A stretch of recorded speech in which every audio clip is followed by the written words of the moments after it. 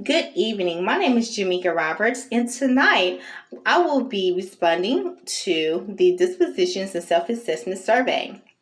All right, I will, of course, be highlighting three of the 10 points that are available or that were mentioned tonight in the assessment. So let's get started. Awesome.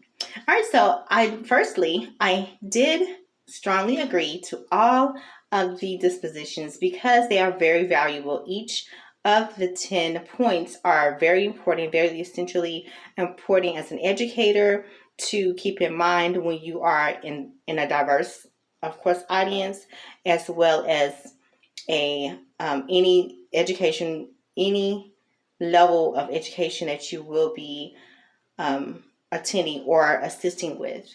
So the first a point that I would like to bring out, of course, will be the educators should be sensitive to individual learning and social needs of students and embrace the cultural diversity of the community. I find that highly important because as an educator, you would have to be mindful of the cultural background of individuals. For me personally, I do seek to be an adult educator. So I will be in a corporate setting. Of course, I would have to keep that in mind, to be culturally sensitive to their needs and how they communicate because there will be a bridge there.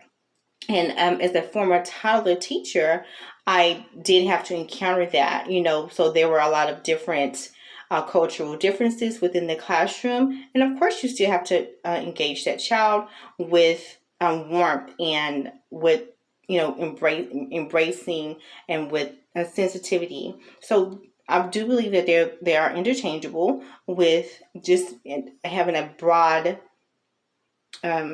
perspective of being sensitive to the individual learning styles.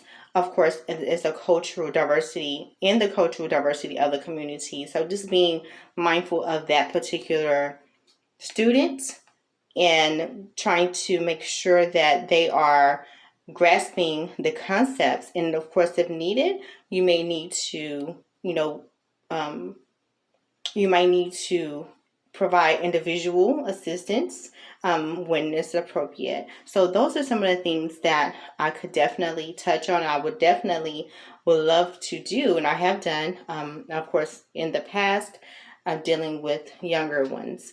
But as an educator or being in a corporate setting, of course, you would have to be open and provide that additional assistance when needed. And the next point that I will bring out will be the educators should demonstrate professional friendliness, warmth, and genuine caring in their relationships with others while providing intellectual, emotional, and spiritual support.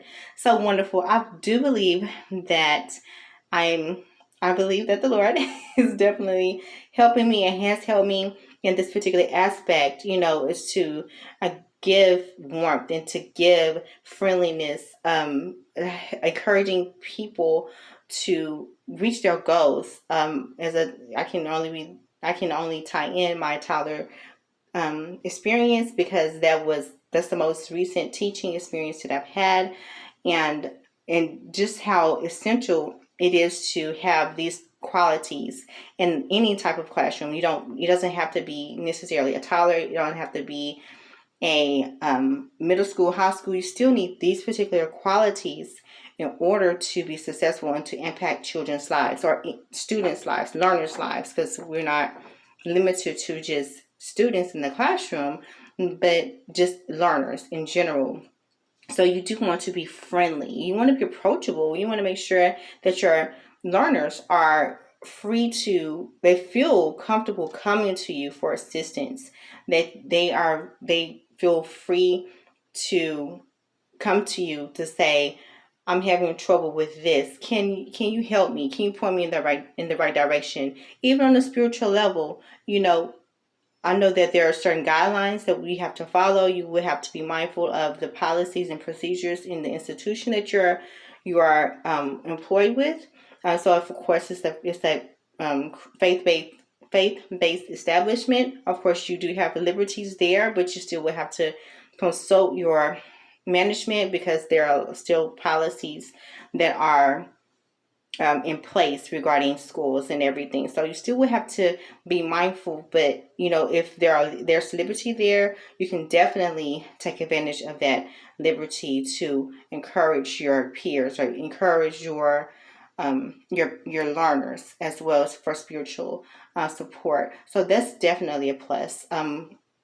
And then my last point that I would love to touch on would be the teachers understand the effect of community involvement and servant leadership as it applies to the welfare of others in the educational setting. So I'm a complete advocate for community involvement. I love volunteering. I haven't volunteered in a while, but once when I have done it, it's always been a benefit. I've always loved just the commonality. I hope I'm not saying it wrong. The commonality that I've felt and I've been able to experience when I'm in different settings. So it's just been very beneficial to me and to others when we are involved in such settings. So I'm a complete advocate, and of course, during and in an educational setting, I would definitely advocate that with my learners as well. So to get involved in the community, share or show that you care, show that you're very available. So it's just those types of that type of perception involvement that gets people further along. So I truly appreciate this opportunity, and I hope you have a wonderful day. Thank you for listening.